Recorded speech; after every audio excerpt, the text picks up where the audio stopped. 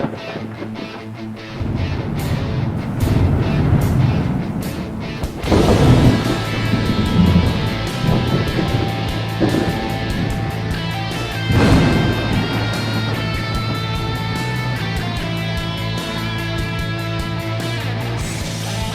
out there. Welcome to the No Shit Cast. I'm your host, Matt Frazier.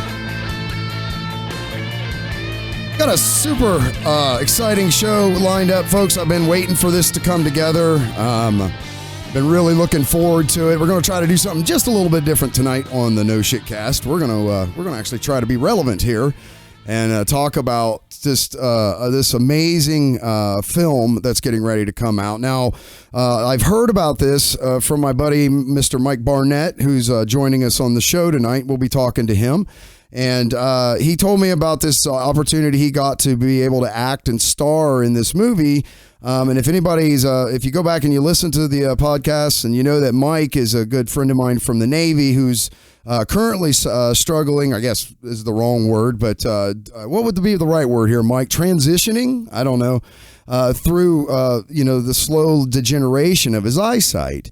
And he got the opportunity to make this amazing movie where they've actually taken and written a story around people who are who have different senses that they've lost. Mike being in this case the person that's lost his eyesight, and they've put this story together. But they've actually put actors in these roles that are people that are currently that have these conditions.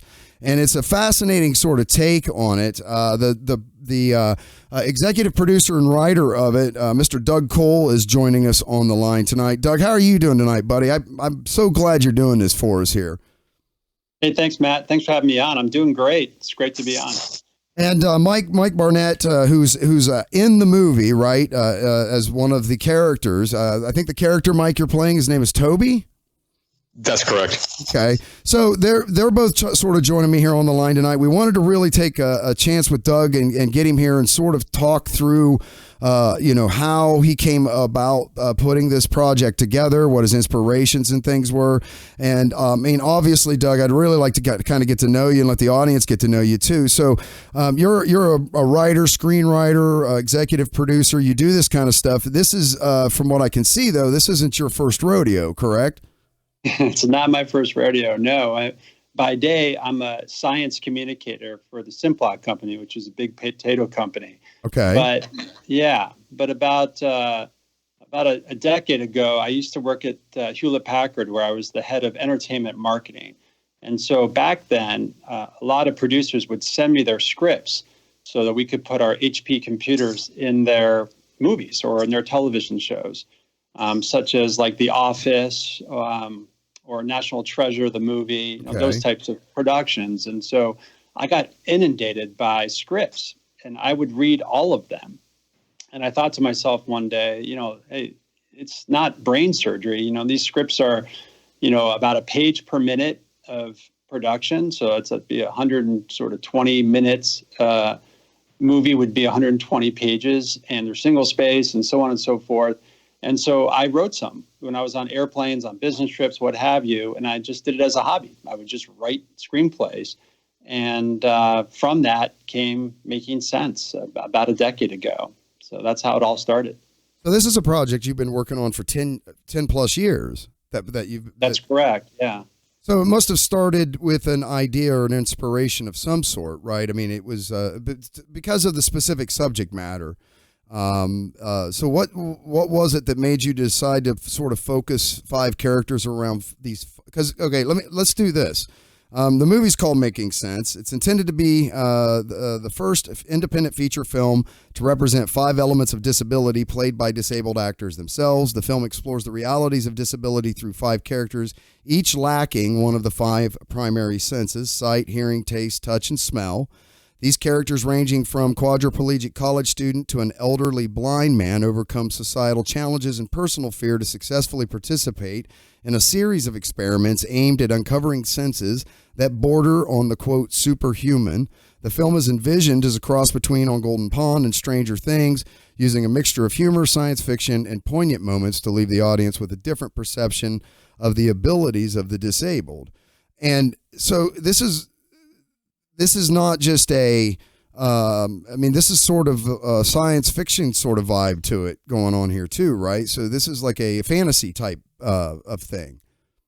Yeah, it didn't really start out that way, but it morphed that way. Okay. It was kind of fascinating. I can tell you why later. But I mean, essentially the impetus for all of this was my best friend, Tom Magnuson, who worked at AT&T for about 20 years or so. And he was paralyzed in an instant. He had a cyst in the base of his neck from childbirth. He had no idea it was there. He was hiking with his two young sons, and he just felt this searing pain in the back of his spine, and he crumpled to the ground. And he told his kids, hey, I think I'm dying. I'm not sure what's happening. I might be having a heart attack. It's akin to having sort of water thrown on an electrical circuit, right? That's how he described the searing pain. And ever since then, he was a quadriplegic. And I just talked to him afterwards, and he said, gosh, Doug, I'm the kind of guy that would look away when I saw somebody in a wheelchair. I just didn't know how to act. My first thought was, I'm glad it's not me. And then maybe I felt pity. I just would look away. And he said, now I'm that guy. I'm the person in the wheelchair that people can't look at.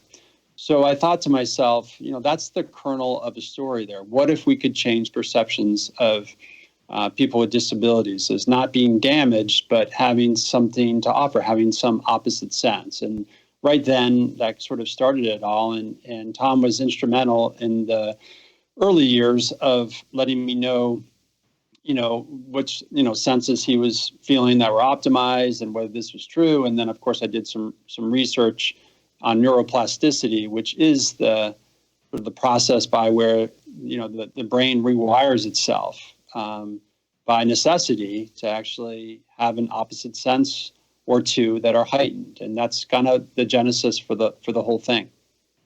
Yeah, it's a fascinating sort of concept, because a lot of times now, from what I've seen, when we see people that have disabilities in movies, generally they're playing. I've seen this a lot where they'll take veterans, for instance, that are missing limbs, and they'll put them in a movie where that person loses a limb or something to that effect, right? But that's not really the focus of the character arc per se. And this is where it's different, right? Where basically all five of the primary characters are only primary characters because of that, right? That's right. I mean, so the thought was, okay, if you took now beyond somebody who couldn't feel, like a paraplegic or a quadriplegic, if you took the other four senses and you had them all sort of together, you'd almost have the superhuman. You'd have opposite senses that were all heightened. Right. And if they're individually pretty spectacular, imagine if through group dynamics they could become almost superhuman, if there was a sixth sense, if you will. So that was the concept of the film. And then we just needed a protagonist and an antagonist and sort of a love story in there, and trials and tribulations and hurdles, as most really great feature films have, to build a narrative through that. Right. So that's also what we did. Yeah, it's kind of like making a soup, isn't it? You got to have you got to have the savories, all the right ingredients. So you sort of start with. It sounds to me like your process here is you sort of start with a large arc, and then you plug all the right ingredients in underneath of that to backfill in that sort of story for the characters. Yeah.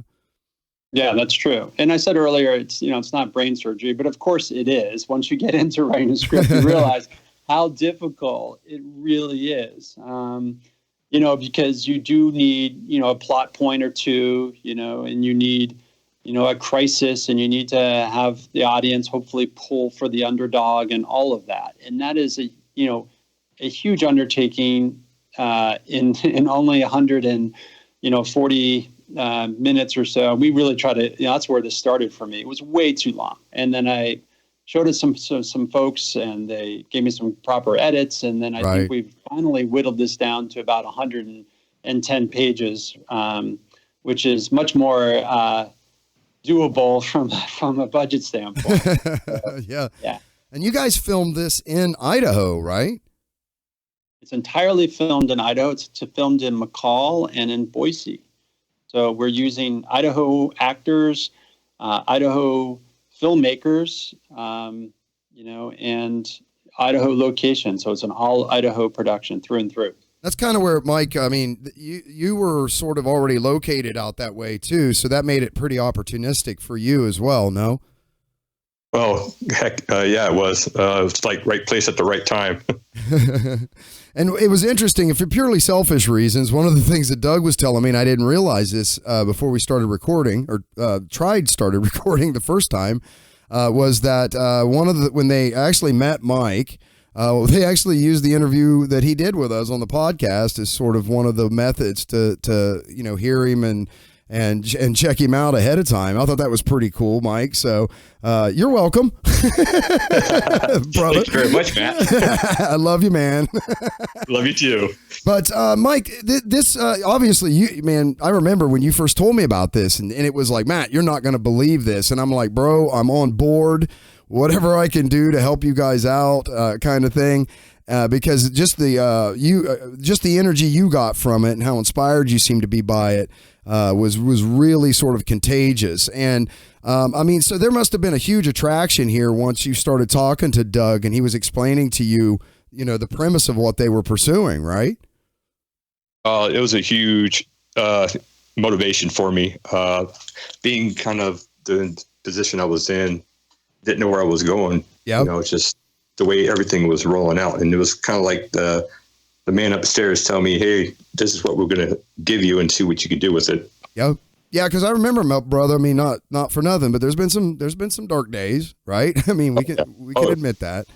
And, yes, we can. And it was really, it was amazing how when you really sort of embraced this side of yourself. That's back. You were starting into Brazilian Jiu-Jitsu at the time, and you were still doing your improv stuff, I think. And so you were sort of pouring yourself into these other things. And man, it was like serendipity. This thing just kind of came along and you were like, holy crap, Matt, I can't believe this, but listen. And you told me this story. It was awesome.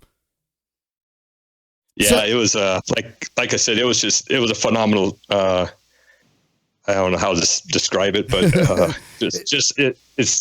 hasn't hit me really that much yet. It's still surreal. It is, isn't it? It's pretty wild. Okay, so now as an actor, that's now so you've had to change. Obviously, when you started acting, right? This was before you started to lose your eyesight. Yeah, when you started doing improv and things like that. Yes. Actually, it's I started improv about a year and a half ago, okay. And then this year is when my eyesight started to go away. Okay, so you've obviously had to rapidly, as you were sort of pursuing acting in the beginning, you've also had to change to accommodate the new situation. Yeah, it's like basically, a lot of my freedom's been given up because of, everybody takes granted for driving. Everybody's like, oh, I can any time you want. But me, it's like I have to take an Uber here. My wife has to take me there. It's like I have to really plan out my day to help myself out. Yeah, sure, sure. So it's a life altering deal that you have to deal with. Now on set, as an actor here, this is. I think for you, this is one of your first big productions, right, that you've done. And I remember you were calling me, telling me, how much you enjoyed it and how awesome it was. But give us some anecdotes or some stories from when, that first day of being on set. Tell us kind of what that was like walking on there for the first time. Well, being my first movie ever on, it was like I was nervous because I found out I was opening up the McCall shoot, and I was like, oh great. I was like, I'm starting off this whole thing and I'm hoping I don't mess up. That's awesome. All right. Hey, Doug. So this comes together now 10 years later, right? But there must have been some pieces in that process as you guys were putting this story together and things that I'm looking here, and I think it says you teamed with the Academy Award-winning documentary director Ben Shedd on a Make-A-Wish film. Okay, this is stuff from your past. So you've done other documentaries and things like that while you were putting this together, correct? Yeah, I did one short for the Make-A-Wish Foundation, and it was for a young gentleman who had a muscular dystrophy type disease, and he wanted to be the star of his own Star Wars fan film. So all of us, I'm sure, love Star Wars or have seen Star Wars that grew up in the 70s, and I certainly did. And so that was like a labor of love. And that was around the time where Tom had his accident. So that gave me the idea of a community-produced film, because for that short, which was called Star Waiters, we actually engaged local high schools and service organizations and we actually got Lucasfilm to donate the special effects from the lightsaber and things for Star Wars. That's fun. And it all sort of knit together and it was the Infinite Wish Award. So we won the best any wish from like 19,000 wishes that were granted that year around the country. And there was a red carpet premiere at the Egyptian Theater here in Boise, and Mitch Kohler, who was the young person who had the muscular disease that valiantly, performed in the film. He walked the red carpet, got a standing ovation. The film was good, and so I took that concept several years ago to Jump. Jump is a creative empowerment center here in Boise that takes ideas and gives you coaching and classes and things, and allows you to network to actually bring them to life. So I somehow got to the lead folks at Jump and said, I've got this idea. What if we did a community-produced feature film? What if we got all organizations together that supported the 5 dimensions of disability that were represented, and had an open call for actors and invited filmmakers to participate in this, and then we would make a film. And they were looking for big projects, and it just was the right, idea at the right time. And they encouraged me to hold some networking events, which I did, and we found the right folks. And I created a nonprofit, put some work into raising some money, and we found enough money to make the film. So that's how this all came about. It was really serendipity that I had done something, community related a decade ago, right around the time that Tom gave me the idea for this feature film. And then we got to Mike and 4 other actors that were remarkable, that just sort of fell from the sky, that were individual and in every way. They were unique, and they had incredible backstories, really inspirational. And that's what made this film, I think, hopefully will make this film come to life. Now, the nonprofit you were just discussing, is that the Includability Inc.? It is. Yeah. Okay. And that's a 501c3 charity. I mean, that's a straight up nonprofit, and you're vice president, co-founder. Okay. So this is something that people can come and can subsequently also donate to, right? They can. Yeah. It's like includability.org is our website, and there's a donate button. For now, any other additional funds that come in will just make the film better. We got enough to make a film, but then to market a film to film festivals, to make sure we have a large social media following. All that is really important when we attract studios to actually purchase the film. And then, of course, if we make any money, I won't personally benefit, but the charity will benefit, which will provide a lot of needed services. So Includability encourages kids with disability to participate in mainstream arts and sporting events. So these aren't like special events that we create just for people with disabilities. We believe that they're best served by being included in mainstream events. So running, events or triathlons or, various arts events like a film, we don't make any real special dispensations. We treat them just about as in every way, shape, or form, and Mike can attest to this, like any other actor. They work really hard. And as such, everybody benefits, right? Right. Able-bodied people are so inspired by those people with disabilities. I think people with disabilities are just excited to be part of things like roles they don't get a chance to play every day. And hopefully the audience will look at this and be like, oh my God, this was really bold. Right. What we all set out to do had really never been done before. And hopefully it'll create magic on the screen. It's stunning to me, Doug, that that you guys are the first ones to do this. I mean, I guess it doesn't make sense to me why it wouldn't be otherwise. But here you are, right? And I think this is, honestly, this is the first time that this, I think, you can correct me, that where a script and everything has been determined from this viewpoint, isn't it? Well, there's certainly a lot of films that feature somebody with disabilities, and it's the first time in my research that 5 dimensions of disability, right, 5 physical senses, have all been played by people with disabilities. So that's a first.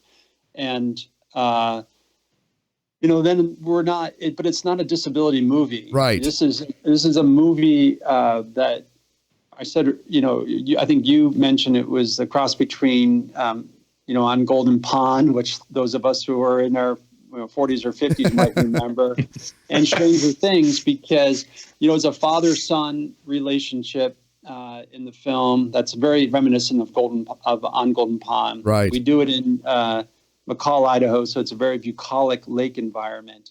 And then there's some mystery of what happens to some of the lead characters who have been sensory enlightened. Where do they go when they enter this enlightenment? And I'll just sort of keep it a mystery for now, but the special effects in those scenes are very reminiscent of what you might see in Stranger Things. Yeah. And that was kind of the angle that really the twist of this whole thing was, there's a lot of stuff that's out there that's about a disability, and that's what it's about. And it's sort of about the human condition and struggle.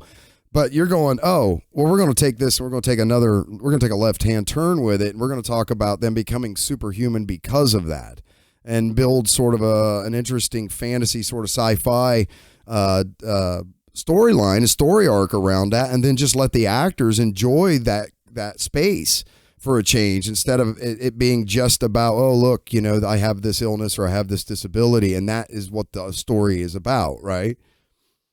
That's right. Yeah, there is no pandering here. And when I say superhuman, it's not like they, have a cape and, are doing X-Men type things. It's more like they have a few sort of experiments where it's clear that what they can see or hear or taste, touch, smell is above and beyond what the normal person can do. But it's not exponential. Right. It's, maybe somebody who does a pie tasting contest, is won by the person, with the lack of taste. And so you're wondering, well, how could that be? Right. And so there's a lot of sort of rustic experiments that come to life where the person you least expect to be the best is the best. And that's kind of what we're talking about here. And then there is some magic after that.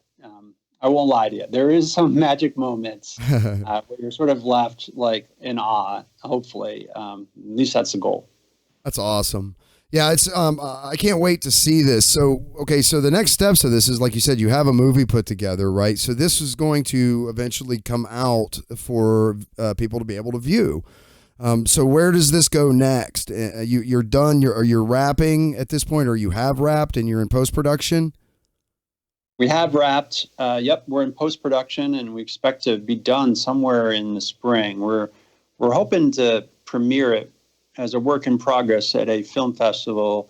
It'd be great if it was the Sun Valley Film Festival, since that's in Idaho and it promotes Idaho filmmaking. That's the goal. And hopefully folks like Mike will be there to add some star power. I mean, just a quick aside on Mike, and I would love to get his point of view on this, but sure. He fell from the sky for us. He, Greg Bain, who's the director of this and also producer along with me, and helped on the writing side. Greg and I conferred on what would be the best possible person for the character of Toby. And we centered on a 50-year-old blind person who sort of was folksy in the way he talked and the way he acted. So, this is about 2 weeks before we held open audition, and in walks, Mike, who's sort of lanky and talks folksy and is recently, blind. And lovable. We looked at each other after he walked out of the room, and we're like, this just happened.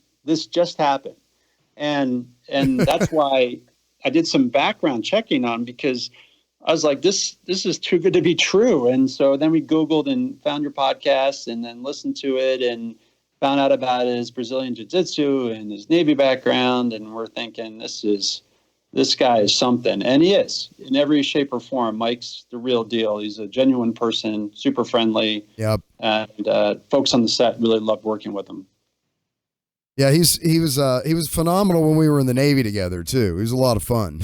we worked a lot. We worked really hard together, and we played really hard together at times. So, yeah, Mike, how's that feel, bud? Like like I said, when this whole thing just is remarkable. It really is. There's days I cry because there was something out there for, somebody with, this disability that, because a lot of people are like, well, I'm going to feel bad for myself and not do anything. Yeah. And I kind of flipped this, because I'm too competitive in my nature and my background. Yep. And I was like, no pun intended, but you totally flipped the script, didn't you? I mean, you flipped this thing.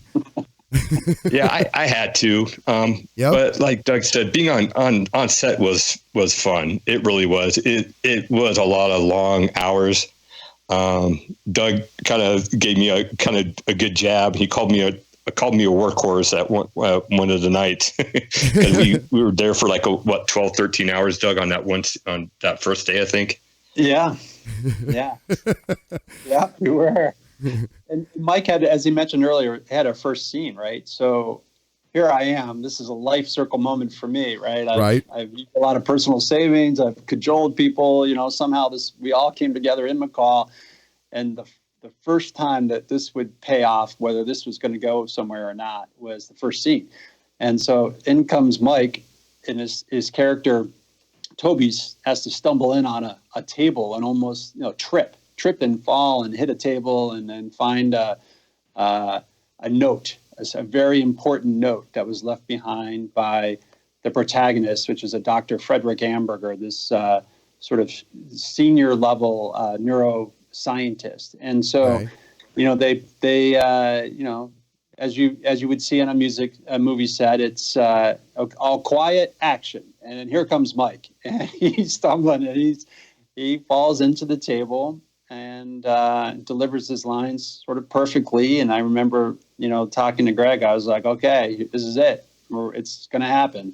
Yeah. And it did. It was a flawless set. And Mike really took the time to really understand what it would take to be an actor, because he didn't have hardly any experience in acting outside of improv, and listened to Greg and did a great job. So, but it sort of all began in a lot of ways with Mike. It's great, Mike. I think in some ways, man, I have to tell you this, though. I kind of envy you, because you had no choice other than to completely throw yourself into this role. You know what I mean? Like, that's a really defining thing, right? That's some Sun Tzu Art of War stuff going on there. And you did it, right? I mean, it doesn't surprise me after seeing you in the military. You weren't the kind of guy that ever got your back backed up. Too bad. It was so, but yeah, I mean, it was this was very binary for you as a decision, right? It was just, because I remember talking to you about this, and you were like, dude, I'm doing this. Like, it was just, you had just one sole purpose, and it was to go and nail this. We talked for hours about this, right? Yeah. What was funny was, I remember after doing my first audition in front of Doug and Greg, I was like, all right, I think I did okay. And my wife's like, I think you did pretty good, and I was like, okay, we'll find out. And then I got the call back, and I was kind of shocked, because it's like, it was supposed to be within a couple of days for the call back. And I was like, I don't know if I got this back. And it was like, I remember this, it was Friday night at 8 PM. And I read the email, and I was like, oh, you got the call back for Toby. And I was like, oh crap, so I went out. My wife was in the backyard, on the back patio, just sitting down there, and I started crying. I said, holy cow, I got the call back. I was like, is this really real? And I had her read the email, and she was like, yeah, it's real.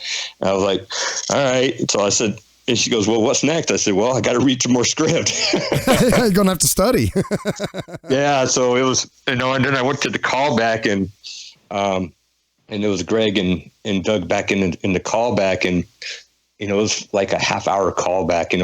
Everything was a first timer for me, and so Doug and Greg, okay, can you do it this way? Can you do it this way? Can you do it this way? And it was like a 40-minute callback, and I was like, okay, sure, I can do it. Okay, I'll try it this way. All right, whatever you need, and my wife kind of heard the whole callback, and we walked out the door, and I was like, I don't know if I got this or not. She goes, yeah. She was kind of hemming and hawing too. She goes, you didn't do what you were supposed to do. And I was like, yeah, I don't know.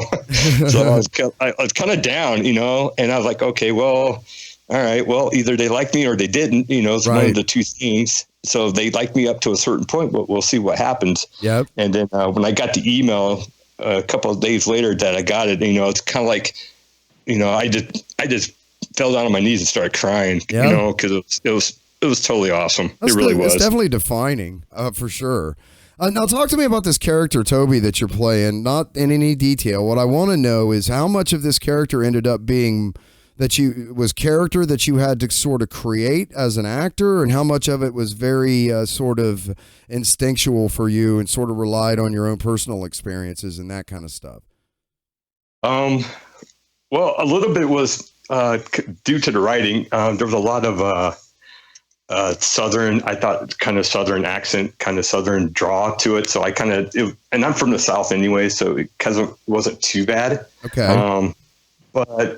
So I kind of added a Southern little twist to it a little bit, and it wasn't too defining. It was just, somebody just had a little Southern draw to it, nothing huge. Right. But as a personality, let's say. Yeah, I had to really study for this. I didn't know. And it was a lot of directing from Greg and Doug to kind of help me out with that, because like I said, it was my first movie. So, but I think that's where my improv from Comedy Sports helped me out with, is I was adaptability to, yeah, exactly. So it was like, hey, this is what we're thinking. I was like, oh, okay. And then once I had the idea of what they were looking for, I just ran with it after that. Right. It was fun. It was a total blast, and there was a lot of things that, that I worked with Doug and Greg on, especially at that first scene, was, okay, this doesn't make sense on how this is working out. And so they stopped and thought about it, and they're like, okay, yeah, you're right. It doesn't make sense why you would be doing this. Yeah, Doug, so it was a lot of collaboration. Yeah, for sure. Doug, that's one of the things that Mike pointed out to me. I was gonna talk about was that so you guys took a lot of input from the actors given the circumstances on this, right? I mean, that's Mike was saying that too. This was very much a collaborative effort too, with the way you guys directed this and put this together. Yeah, that's right. Yeah, so Mike correctly said we were testing them in a way. We were asking him to do things again and again and again, because Greg was trying to figure out if he could take direction. Right. And of course, he could. So it was really collaborative in that I would say our script was about 95% set by the time we did open auditions. And then once we found out what Mike was capable of, I think we fine-tuned a few scenes and lines. And so it's a very collaborative process. So Gregory Bain is very talented. He's done 2 feature documentaries, and he's done 1 feature film, 6 Dynamic Laws for Success, which and all 3 are available on Amazon and have been doing quite well. So I had the ultimate sort of trust in Greg to pull this thing together from script and bring it to life. On the big screen. But we needed sort of a sense of how the characters would come to life, how they would play against each other. And then once we knew that Mike was very affable and he had the Southern draw sort of characteristic to it, and he was a country boy and he was a fisherman, and in real life, he's a fisherman, now we knew that we could play up the fishing scene. Yeah. And those are the scenes for some comic relief in the film. Mike plays him deadpan. He's sort of chased by an FBI agent and who's an avid fisherman, and the FBI agent and Mike, for example, become very friendly in the film, and they're chasing after that one fish that got away. And I think there's something very poignant about somebody who can't see but can sense when the rod is moving and whatnot. And in a lot of ways, I've heard that fishing is a very sensory experience, right? Yep. And so Mike actually pulled that off really well. He did his own casting in the film, casting of the rod, that is, and he would throw it out there and on some very, very choppy water in McCall, and there's no stunt double. That's all Mike. So, yeah, it's very collaborative, and he did a really nice job at it. That's brilliant. That's good stuff. So that's this is in post-production. We talked about that. So there will be, you guys are going to try to get sort of a pre version of it that may come out at one of the film festivals. But really, what are you shooting for here? Is late next year kind of major release, or how will this come out? Well, we would love the most eyeballs we can get on this film, right? And okay. So to do that the proper way, we would get a screening at a really great film festival like Sun Valley or Sundance or Toronto. And then we would get an acquisition deal if all the stars lined up from a studio that would be interested in putting in art houses, so to speak. Right. And then maybe do your traditional distribution on, Netflix or Amazon or Hulu. So it definitely is a multi-stage approach. I think it begins and ends of whether this is a good film. Right. Everybody we've talked to said, if it's a really good film, people will find you. Right. And so we're not going to release this thing until, it sings. It sings out loud, and it's a beautiful film that people can follow and laugh and cry at all the right places. And at the end of the day, a success for us is changing perceptions of people with disability to, again, not being damaged, but maybe having something that's unique about them that's optimized. I would like nothing more than somebody to download this, watch it, and then go outside, encounter somebody with a disability, and stop and talk to them, or at least stop, take pause, and say, I wonder what's unique about that person. Right. And that would be huge. That's what this is all about. Well, man, I love that you've decided to do this, and it's been a labor of love for you. You had said early in the interview here that a lot of this was personally financed. So I find that when someone does something like that, it can't help but be good, because they're not going to settle for anything less. I think that it's got all of the right ingredients to really be something not only relevant but fresh, and like a breath of fresh air sort of in this environment. And I can't wait to get a chance to take a look at it when it finally does come to production. Let's talk about so we did already a little bit about the 501c3 charity and what it's called.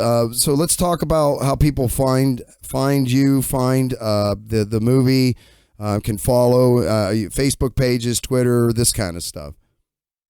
Yeah, well, the easiest way is our website, which is makingsense-film.com. Don't forget the dash. Unfortunately, somebody already had makingsense-film.com. So it's makingsense-film.com. You'll see all our social media links there. We're at Making Sense on Twitter, at Making Sense Film on Instagram, and you'll find us out there. I think just liking those social media outlets, going to the website, right. Sending an email, what have you, sending stuff on to their friends.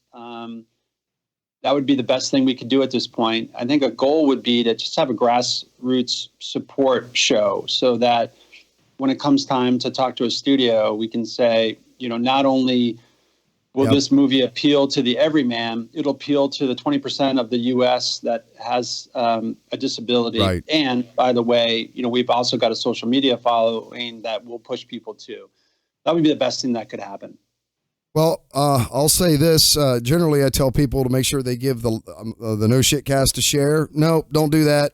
We're not doing that tonight, folks. We're going to share these links, and we're all going to go subscribe, follow you on Twitter, follow you on Facebook. And anything new that comes out that I see on social media for this, Doug, I'm going to reshare it through my channels, my Instagram and my Twitter account and Facebook and those kinds of things as well. As we kind of head into, we got about 45 minutes into this. Okay. I think we've done a pretty good job of letting you guys set the stage for sort of what this is, and how relevant this is. And so I want to make sure that, Doug, I tell you, Mike knows this for sure, that, my megaphone is yours. As things progress with this, if there's anything you want to come back on and talk about, an update, how the movie's doing, where it's headed next, all of these kinds of things, I want you to feel free to be able to use, like I said, my megaphone for that. But I'm behind this project 100%, and I'm going to support it, and the show's going to support it, every way we can. So I'm really glad you've done this. I was so excited to get the chance to talk to you about this, and I can't wait to see it. I'm really looking forward to it. So is there anything else we're missing, Doug or Mike, that we want to make sure we cover, before I forget? Well, from my perspective, I just want to say thank you, Matt, for the forum. I want to thank Mike for his performances. One thing I just wanted to point out is Mike and his co-stars never once let their limitations show. And it's remarkable. There was no special treatment. There was no requirements for them to, do this or that. They were there to work, from sun up to sundown, multiple takes under some extreme conditions.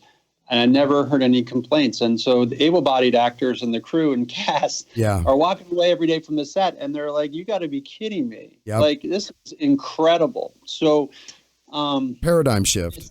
It's an experience. It's a paradigm shift. So it's an experience they'll never forget. Yep. And Mike just came back from a golf tournament, right? So he's golfing. Yep. He's going blind. He's acting. He's looking fear in the face, and he's just laughing at it. And that is a lesson that I think we can all take with us and be like, okay, I'm just inspired to wake up in the morning now because of people like Mike that I've encountered in my life. So thank you, Mike. Yeah, Mike, I can't thank you enough either, man. No, I want to thank you both. Doug, I want to thank you for that opportunity. Like I said, I met some really good friends, and just everything in general about this whole thing. It's been a life-altering change for me. Brilliant, buddy. You're an inspiration, pal. I'm glad to have known you, and I'm glad that I can still call you my friend. I really am, man. And just keep killing it, brother, and just keep showing us all what life's all about, bud. You just got to keep fighting, man. And you, like I said, you're an inspiration, buddy, and I appreciate you. And I appreciate you coming on and doing this with me, pal. I really do. All Matt, right. Go ahead, buddy. I just want to say thank you, Matt. Thank you for being that voice, man. I'm glad we got together and got this going. To get Doug's word out there and his ideas out there to get this going. Absolutely, gentlemen. All right. Okay, folks, we'll wrap up there. Gentlemen, again, thanks so much for coming on and doing this with me. Check us out at www.noshitcast.com. It's KNOWSHITCAST.com. Make sure you hit those like and subscribe buttons. Don't give us a share tonight. The website you're going to be going to is www.makingsense-film.com. Again, don't forget the dash. Get over there, check that out. Go subscribe to the film's social media accounts, and let's get some buzz going about this, folks, and share this stuff and get it out there. And we will catch you all next time. Thanks for listening, everybody. Talk to you later. Bicycles.